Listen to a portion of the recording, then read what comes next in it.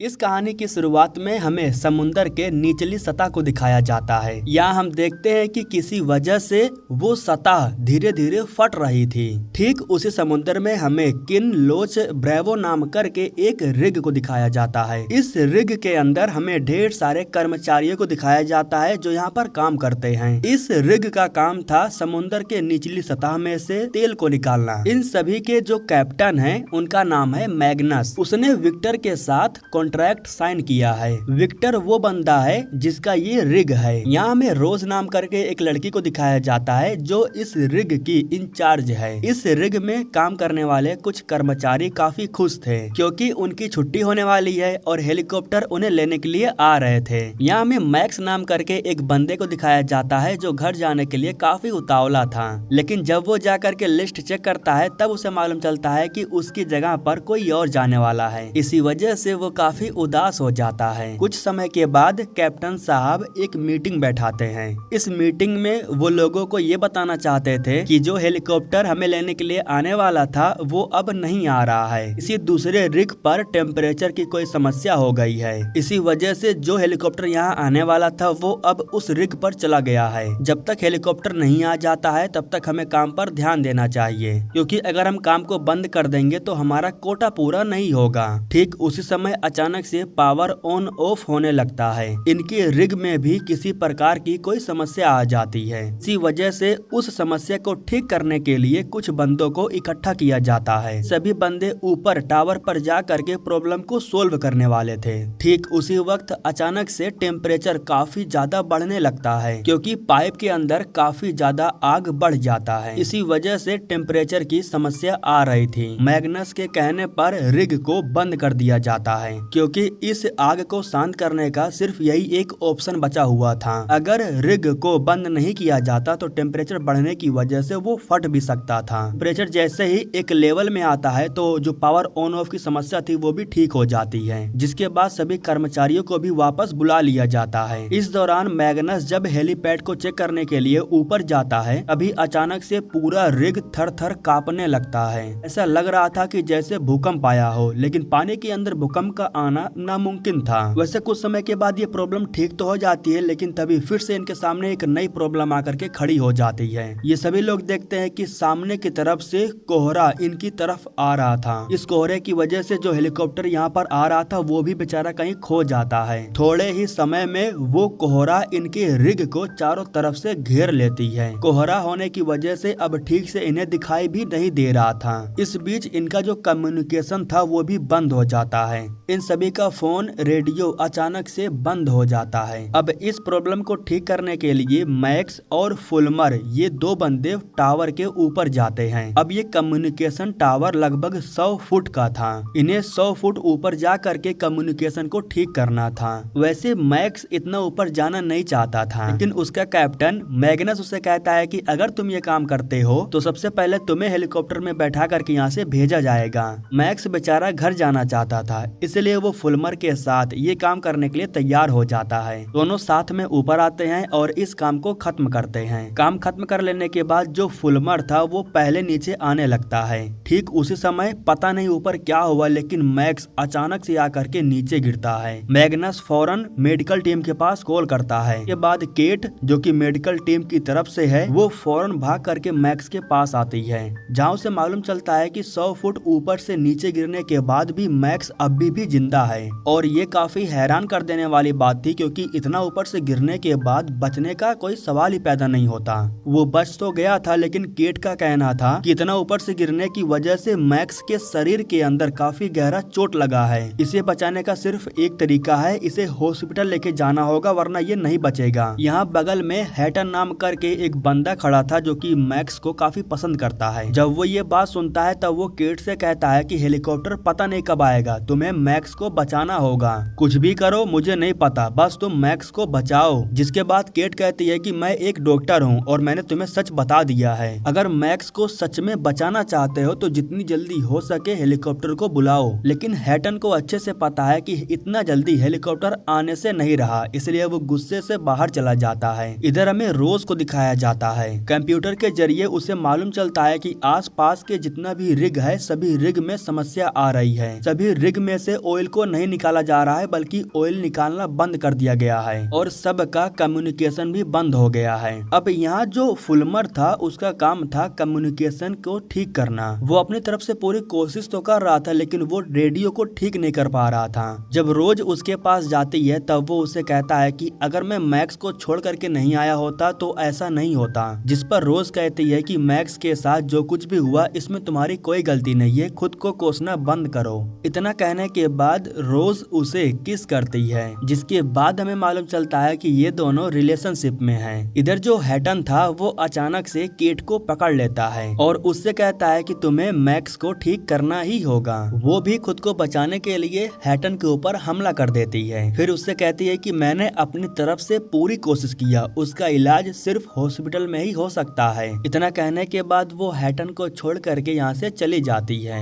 इधर मैक्स बेहोशी की हालत में पड़ा हुआ था लेकिन तभी अचानक से वो उठ जाता है। उसके साथ पता नहीं क्या हुआ लेकिन जब उसकी आंख खुलती है तब उसे समुद्र के अंदर का एक दृश्य दिखाई देता है, जिसमें वो देखता है कि समुद्र की सतह फट रही है। इतना देखने के बाद वो फिर से बेहोश हो जाता है। गुस्से में आकर के हैटन कैप्टन के पास जाता है और उससे कहता है कि हेलीकॉप्टर कब तक आएंगी। कैप्टन कहते हैं कि मैं अपनी तरफ से पूरी कोशिश कर रहा हूँ, हमारी तरह और भी लोग हैं जो यहाँ फंसे हुए हैं और यहाँ से जाना चाहते हैं। अगर तुम लोगों को भड़काना बंद कर दोगे तो सब कुछ कंट्रोल में हो जाएगा। इतना कहने के बाद मैग्नस बाहर चला जाता है। उसके चले जाने के बाद हैटन को उसके डेस्क पर एक फाइल मिलती है और इस फाइल के जरिए उसे एक खबर मिल जाती है जो लोगों को नहीं बताया गया था। अब वो इस खबर का ढिंढोरा पीटने के लिए सभी कर्मचारियों को ऊपर इकट्ठा कर लेता है। आखिरी में जब यहाँ पर कैप्टन साहब आते हैं तब वो उनसे कहता है कि आप लोगों को सच्चाई बता रहे हो या फिर मैं बताऊं। इतना कहने के बाद वो फाइल को निकाल करके लोगों को सच्चाई बताने वाला था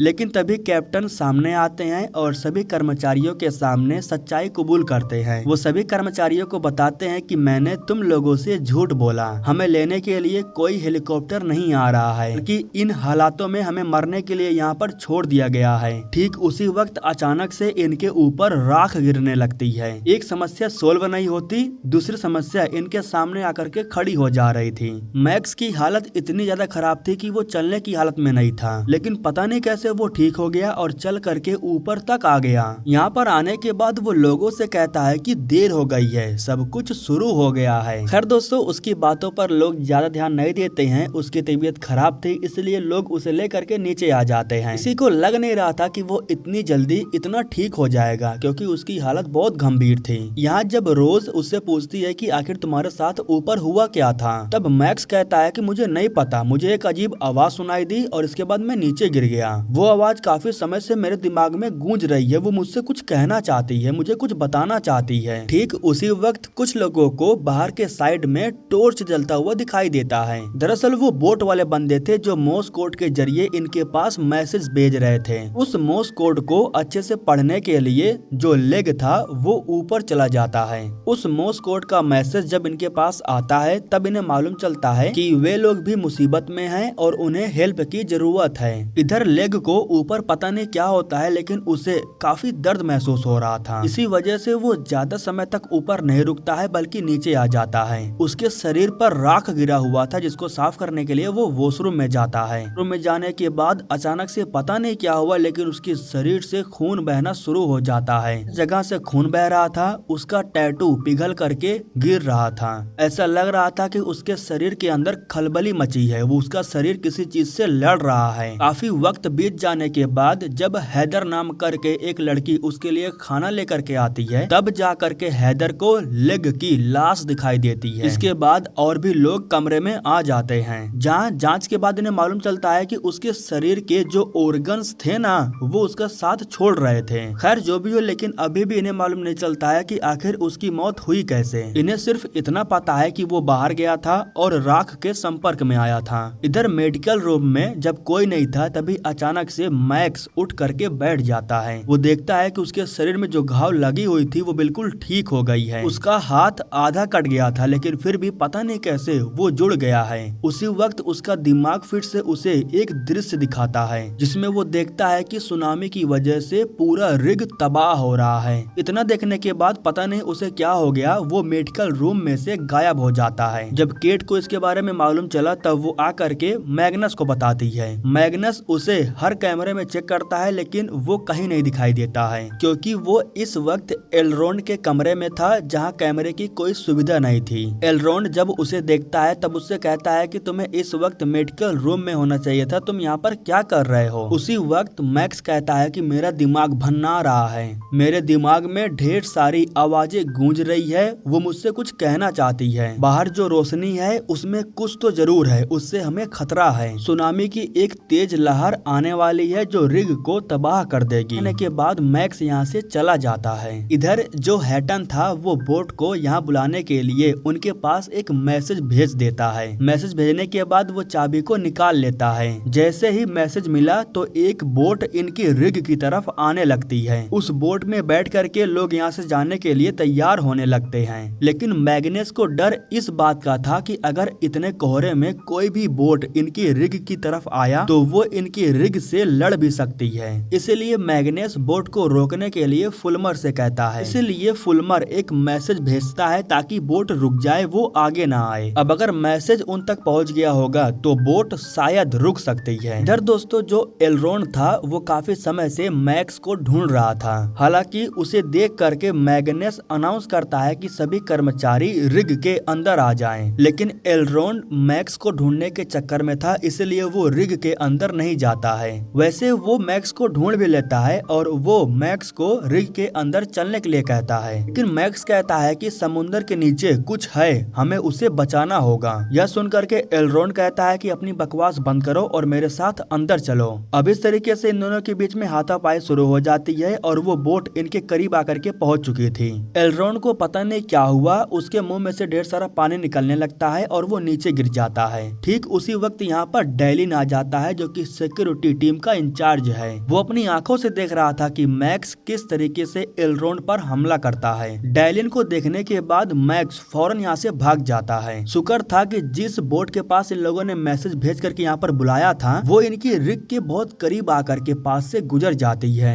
बोट के चले जाने के बाद मैग्नस भाग करके आता है और वो एलरोंड को होश में लाने की पूरी कोशिश करता है। एलरोंड का इलाज करने के लिए केट भी भाग करके आ जाती है, लेकिन बॉडी को चेक करने के बाद केट को मालूम चलता है कि एलरोंड की मौत हो गई है। अब इधर दोस्तों हम रोज को देखते हैं जो उस राख के ऊपर एक्सपेरिमेंट कर रही थी। वो ये जानने की कोशिश कर रही थी कि आखिर वो राख चाहता क्या है। उसी राख की वजह से लेग की मौत हुई थी। चेक करने के लिए वो अपना ब्लड सैंपल उस राख पर गिरा देती है। इसके बाद जब वो उस राख को माइक्रोस्कोप में देखती है तब उसे कुछ ऐसा मालूम चलता है कि उसके होश उड़ जाते हैं। जांच के बाद इन्हें मालूम चलता है कि वो राख कोई नॉर्मल राख नहीं है, बल्कि पैरासाइट होता है ना, बिल्कुल वैसा ही कुछ है जो कि वायरस की तरह काम करता है। लोगों के शरीर में जाने के बाद उन्हें खत्म कर देता है। रोज अपने कैप्टन से कहती है कि अगर सच में ये कोई वायरस है तब तो हमारे ऊपर बहुत बड़ी समस्या आने वाली है। बाहर के साइड में हम मैक्स को देखते हैं जिसे बार बार बहुत ही बुरा दृश्य दिखाई दे रहा था। ऐसा लग रहा था कि समुद्र के अंदर जो चीज है वो मैक्स से बात कर रही है। खैर दोस्तों जो भी हो, लेग की मौत हो जाने के बाद उसकी बॉडी को ये लोग फ्रीजर में रख देते हैं, क्योंकि इसके अलावा इनके पास और कोई ऑप्शन नहीं था। बॉडी को फ्रीजर में रखने के बाद जब ये लोग बाहर आते हैं तब इन्हें मालूम चलता है कि कोहरा छट चुका है। कोहरे के साथ जो राख गिर रहा था वो भी बंद हो गया है। चलो ये बहुत अच्छी बात थी कि दो मुसीबत टल चुकी थी, लेकिन जब ये लोग सामने वाले रिग को देखते हैं तब उसमें से सिर्फ धुआं बाहर निकल रहा था। उस रिग से इनका संपर्क भी टूट गया था। अब इन्हें इतना तो मालूम चल गया था कि उस रिग के साथ बहुत बुरा हादसा हो गया है। इधर दोस्तों जो फुल्मर था जब वो लैब में आता है तब वो मैक्स को देखता है कि उस रिपोर्ट को पढ़ रहा था जिस रिपोर्ट को रोज ने बनाया था। उस रिपोर्ट को पढ़ने के बाद मैक्स को मालूम चल जाता है कि उसके शरीर के साथ आखिर हो क्या रहा है। मैक्स कहता है कि समुद्र के नीचे जो कुछ भी है हमें उसे बचाना होगा, ना वो सब कुछ तबाह कर देगी। उसकी वजह से ही सुनामी आने वाला है। ठीक उसी वक्त जब रोज आ जाती है तब मैक्स अपने ब्लड सैंपल को लेकर के यहाँ से भाग जाता है। दरअसल मैक्स के ब्लड सैंपल के जरिए ही इन्हें मालूम चलने वाला था कि किन किन के अंदर वो वायरस फैला हुआ है, लेकिन अब जैसे कि वो ब्लड लेकर के भाग गया था तो इसीलिए जांच करना थोड़ा मुश्किल था। लेकिन रोज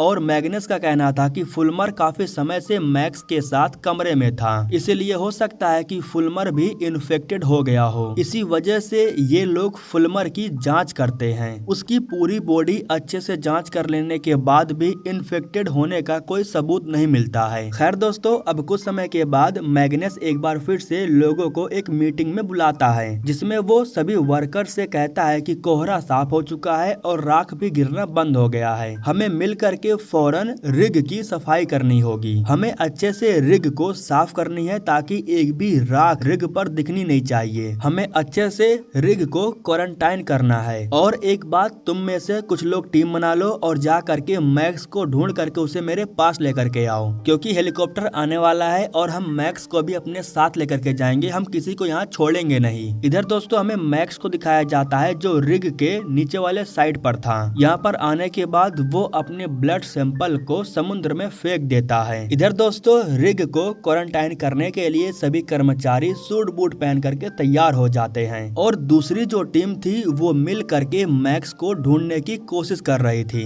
एक बंदा जिसका नाम था कैरो, वो मैक्स को ढूंढते हुए कंटेनर वाले एरिया में आ गया था। कैरो के साथ पता नहीं क्या हुआ, लेकिन जब यहाँ पर हैटन और डेलिन आते हैं तो ये दोनों कैरो को जख्मी हालत में गिरा हुआ पाते हैं। ये दोनों जब उसे उठाते हैं तब वो बताता है कि मैक्स यहीं पर था, वो मुझ पर हमला करके यहाँ से भाग गया।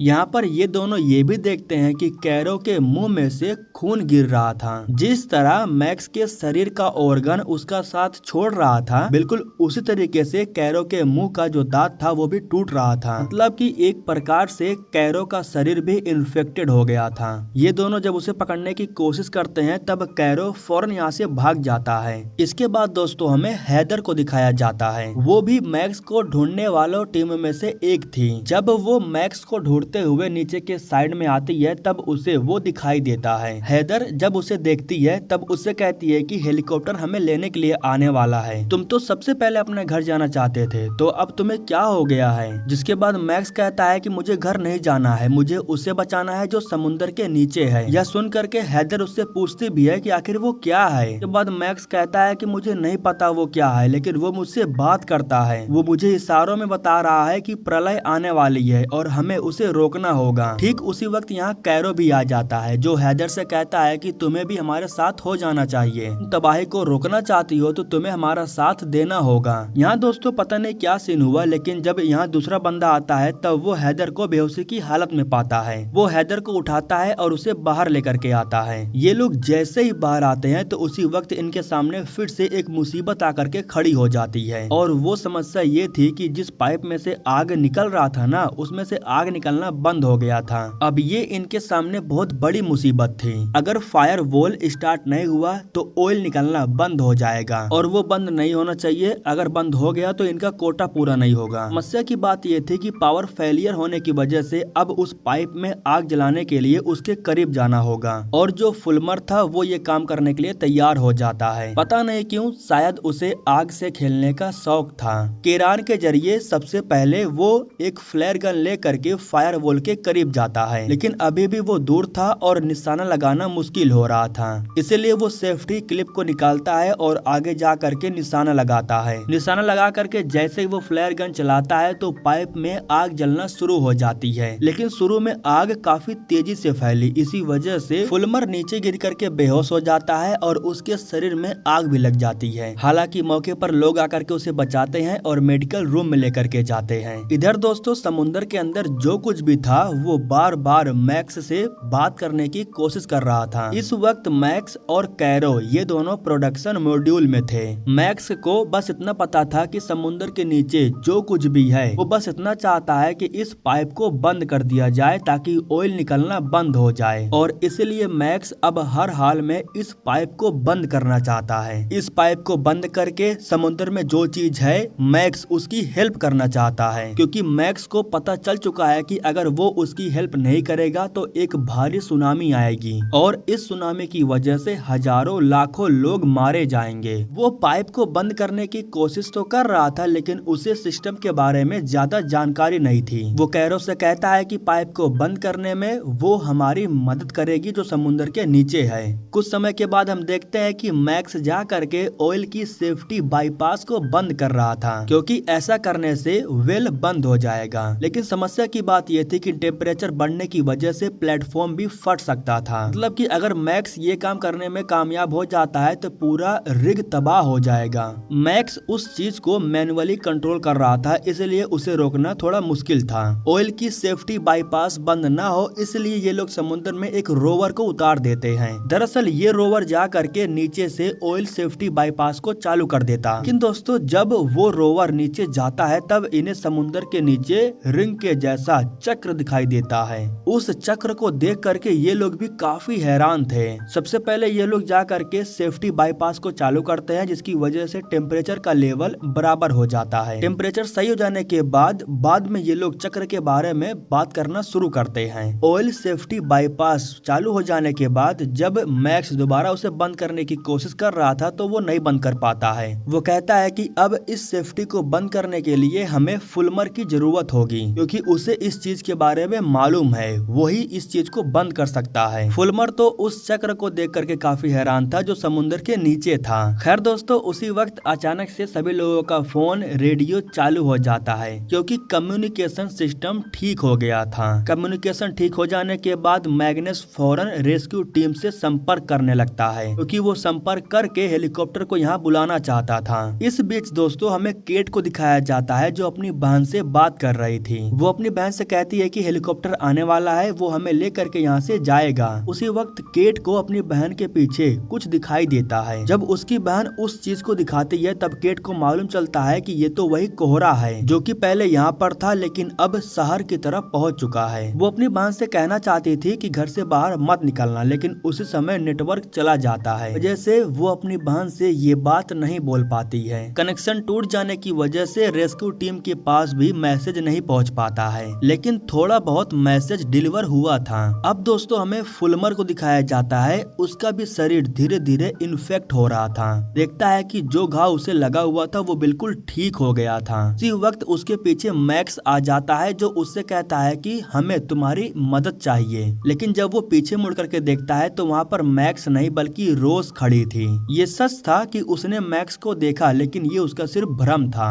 अब यहाँ रोज को भी मालूम चल गया था कि फुलमर भी इन्फेक्ट हो गया है। वो रोज को बताता है कि मैक्स की तरह मेरे दिमाग में भी कुछ गूंज रहा है, कुछ तो है जो मुझसे कुछ कहना चाहता है। रोज कहती है कि तुम्हारा घाव अभी भी पूरी तरह ठीक नहीं हुआ है, जिसका मतलब है कि अभी भी चांस है तुम इन्फेक्टेड नहीं हुए हो। जब रोज उसके पास आकर के उसे गले लगाती है तब उसे एक दृश्य दिखाई देता है जिसमें रोज बहुत ही बुरी तरह से रो रही थी, लेकिन इसके बारे में वो रोज को बताता नहीं है। रोज के जाने के बाद फिर से मैक्स उसके पीछे आ जाता है। यहाँ दोस्तों हमें मालूम चलता है कि मैक्स और फुलमर दोनों इन्फेक्ट हो गए थे, तो इसीलिए दिमाग के जरिए एक दूसरे से कांटेक्ट करके बात कर पा रहे थे। अब इधर दोस्तों जो मैग्नस था वो फिर से सभी लोगों को एक मीटिंग में बुलाता है। इस मीटिंग के जरिए वो सभी लोगों को बताता है कि हमने रेस्क्यू टीम से कांटेक्ट तो किया था, लेकिन हम उनसे अच्छे से बात नहीं कर पाए, क्योंकि थोड़े समय के लिए ही कम्युनिकेशन चालू हुआ था।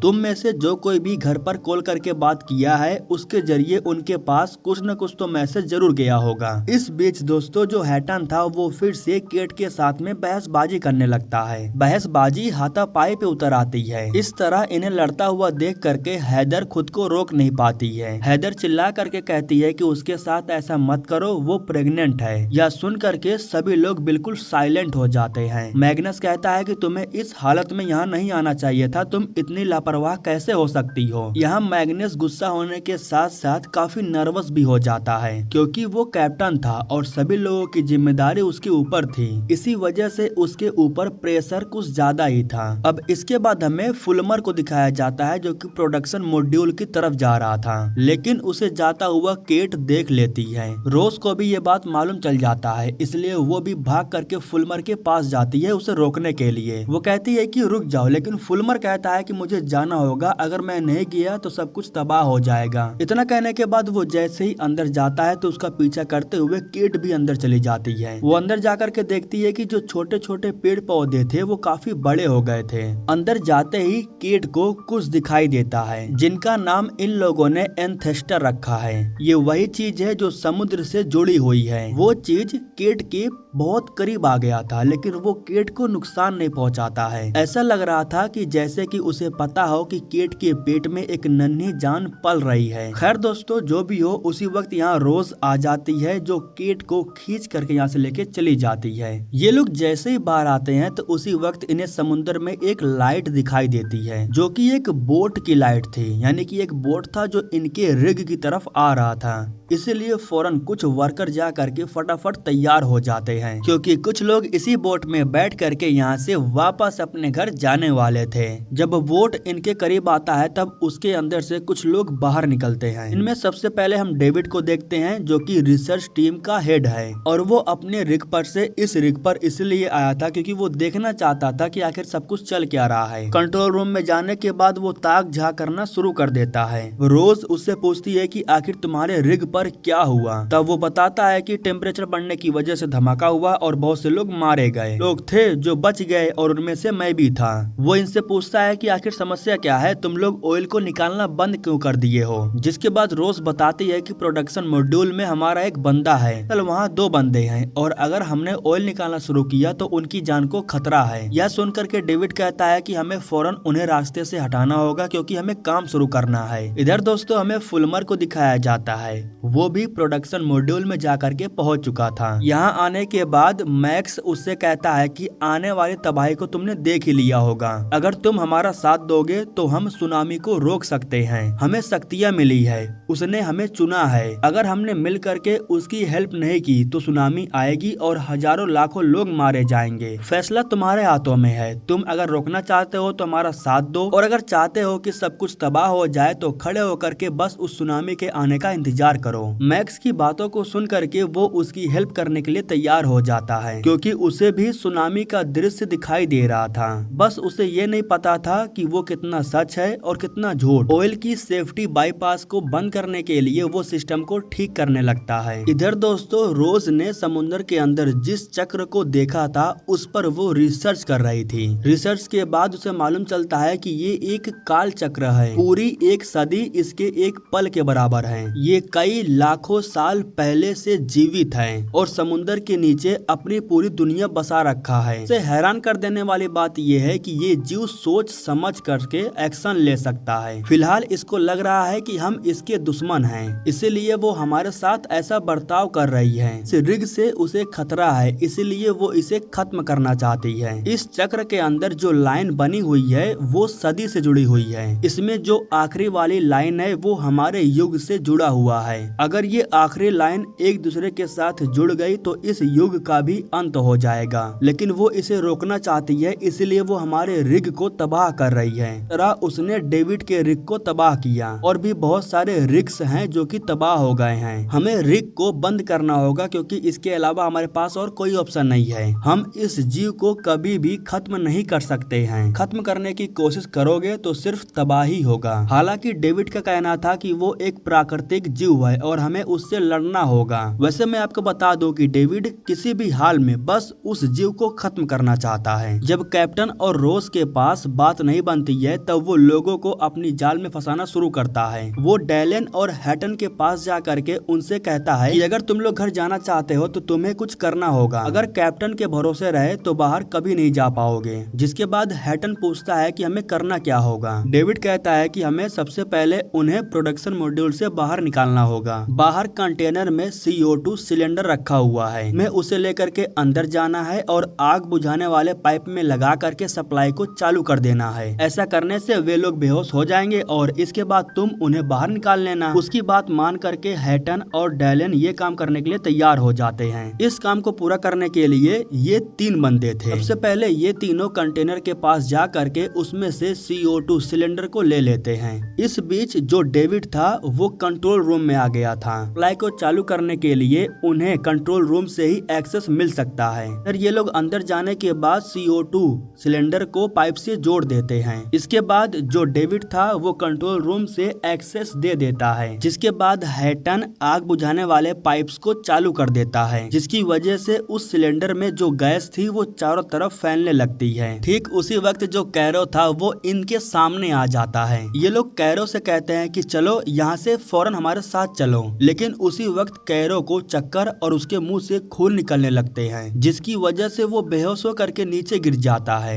डैलन उसे उठा रहा था, लेकिन वही हैटन उसे छोड़ करके बाहर भाग आता है। हैटन के साथ जो आदमी था, ये दोनों जैसे बाहर आते हैं तो उसी वक्त गेट बंद हो जाता है। गेट बंद होने की वजह से डैलन अंदर ही फंस जाता है। ये लोग पूरी कोशिश करते हैं लेकिन गेट नहीं खुलता है। अंदर फंसने के बाद अब डैलन ठीक से सांस तक नहीं ले पा रहा था। समय के बाद उसकी सांस भी चलना बंद हो जाती है। इधर जो फुलमर था वो कैरो के पास आता है। उसी वक्त हम देखते हैं कि मैक्स को भी चक्कर आने की वजह से बेहोश हो गया। फुलमर भी खुद को संभाल नहीं पाता है, वो भी बेहोश होकर के नीचे गिर जाता है। इधर मैग्नस जब कंट्रोल रूम में आता है तब वो डेविड के ऊपर बहुत गुस्सा हो जाता है, क्योंकि इन सब के पीछे उसका ही हाथ था। उसके कहने पर ही टीम अंदर गई। कहता है कि हमें हर हाल में उस जीव को खत्म करना होगा। खैर दोस्तों, अब मैग्नस फौरन गेट्स को खोल देता है। गेट खुल जाने के बाद हैटन बाहर खड़ा था, वो अंदर नहीं जा रहा था। इसीलिए जो रोज थी वो अंदर जाने का फैसला करती है, क्योंकि उसे पता था कि फुलमर भी अंदर पड़ा हुआ है। वो जैसे ही अंदर जाती है तो उसे सबसे पहले डैलन दिखाई देता है, जो कि पूरी तरह से मर चुका था। उसे छोड़ करके वो आगे बढ़ती है और फुलमर के पास जाती है। सबसे पहले वो सप्लाई को बंद कर देती है और इसके बाद फुलमर को मास्क पहनाती है। मास्क पहनाने की वजह से जब उसे ऑक्सीजन मिलता है तब उसकी आंख तो खुल जाती है, लेकिन उससे पहले वो एक दृश्य को देखता है। जब फुलमर को होश आ जाता है तो रोज काफी खुश हो जाती है। वो फुलमर को उठाती है और उसे लेकर के बाहर आ जाती है। वहीं कुछ समय के बाद मैक्स को भी होश आ जाता है। मैग्नस जब रोज और फुलमर को देखता है तो उसके जान में जान आ जाती है। काफी लोग मर चुके थे, इसलिए वो नहीं चाहता था किसी और की जान जाए। मैग्नस कहता है कि इन सब के पीछे डेविड का हाथ था और अब हमें उससे पूछताछ करनी होगी। ठीक उसी वक्त दोस्तों हमें समुद्र के अंदर उस चक्र को दिखाया जाता है। जो आखिरी वाला चक्र था वो अभी तक जुड़ा नहीं था, लेकिन आखिरी वाला भी जुड़ जाता है, जिसका मतलब था कि तबाही की शुरुआत हो चुकी है।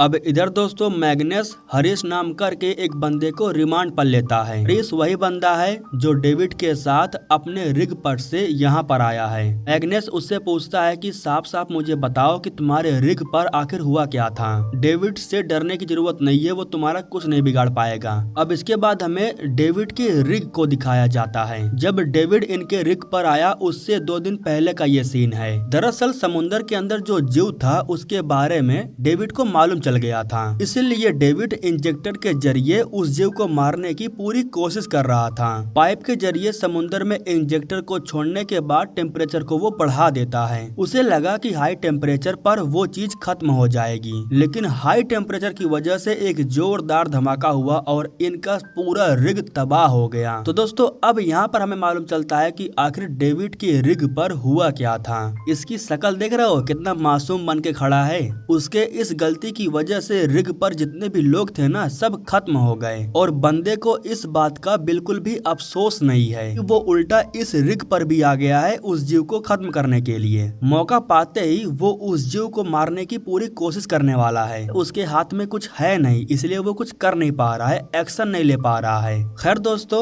वो मैग्नस से कहता है कि मैंने जो कुछ भी किया रिग को बचाने के लिए किया। अगर हम यहाँ पर आते हैं तो ये तय रहता है कि हम यहाँ पर मरेंगे। ठीक उसी वक्त फिर से पूरा रिग थर थर कांपने लगता है। उस चक्र का जो तीसरा लाइन था ना वो जुड़ गया था, इसी वजह से ऐसा हो रहा था। हालांकि कुछ समय के बाद माहौल बिल्कुल शांत हो जाता है। सबको इस बात का एहसास हो गया था कि अगर तबाही को रोकना है तो उस जीव को बचाना होगा, और अगर उस जीव को बचाना है तो उसे इस बात का एहसास दिलाना होगा कि हम उसके दुश्मन नहीं है बल्कि उसके दोस्त हैं। लेकिन ये एहसास दिलाने के लिए सबसे पहले उस जीव से बात करनी होगी। उस जीव से बात वही कर सकता है जो उससे जुड़ा हुआ है। यहाँ फुलमर भी था जो उस जीव के साथ जुड़ा हुआ था। हालांकि जब फुलमर चेक करता है तो इस बात की पुष्टि भी हो जाती है, लेकिन उसी वक्त वो सुनामी को देखता है, जिसे देख वो काफी डर जाता है। वो इन्हें बताता है कि सुनामी की एक तेज लहर आने वाली है। वह जा करके इन लोगों को इस बात का एहसास होता है कि मैक्स बिल्कुल सही कह रहा था।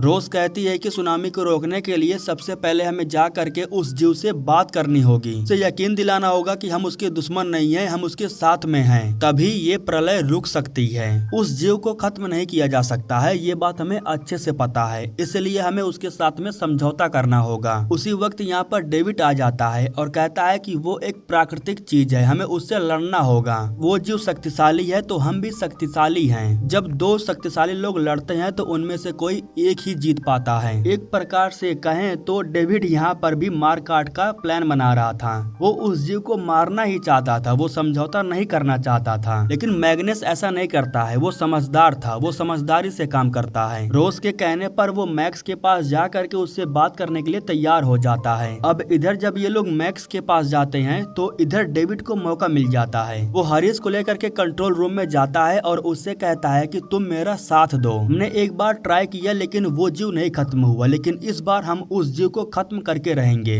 और तुम फिक्र मत करो, अगर इस बार धमाका हुआ तो हमने हेलीकॉप्टर को बुला लिया है, उसमें जगह है, हम दोनों हेलीकॉप्टर में बैठ करके यहाँ से निकल जाएंगे। वैसे हरीश उसके इस गलत काम में साथ नहीं देना चाहता था, इसीलिए वो इसके लिए मना भी कर देता है। खैर दोस्तों, इधर जो मैग्नस था वो फाइनली मैक्स के पास आकर के पहुंच जाता है। यहाँ रोज कहती है कि हम सब गलत थे, हम तुम्हारा साथ देना चाहते हैं, जिस पर मैक्स कहता है कि अब बहुत देर हो चुकी है, अब कुछ नहीं हो सकता है। इतना कहने के बाद मैक्स नीचे गिर करके बेहोश हो जाता है। इस बीच हमें समुद्र की सतह को दिखाया जाता है। वो जैसे ही फटना शुरू होता है तो पूरा रिग हिलने लगता है। इन सब के बाद भी डेविड बाज नहीं आता है, वो सिस्टम को एक्टिवेट कर देता है। सिस्टम को एक्टिवेट करने के बाद वो चाबी को भी निकाल लेता है और यहाँ से भाग जाता है। भाग करके ऊपर के साइड में जाता है क्योंकि उसे पता था कि हेलीकॉप्टर आने वाला है। लेकिन बेचारे को नहीं पता था कि ऊपर के साइड में हैटन उसका इंतजार कर रहा है। दरअसल वो भी डेविड के ऊपर बहुत गुस्सा था क्योंकि डेविड की वजह से ही उसके दोस्त मारे गए, इसलिए हैटन उसे जान से मारना चाहता था, लेकिन बाकी के लोग आकर के हैटन को रोक लेते हैं। इधर कुछ समय के बाद जब मैक्स को होश आता है तब वो कहता है कि हम एक बार कोशिश तो कर सकते हैं। उसकी बात मान करके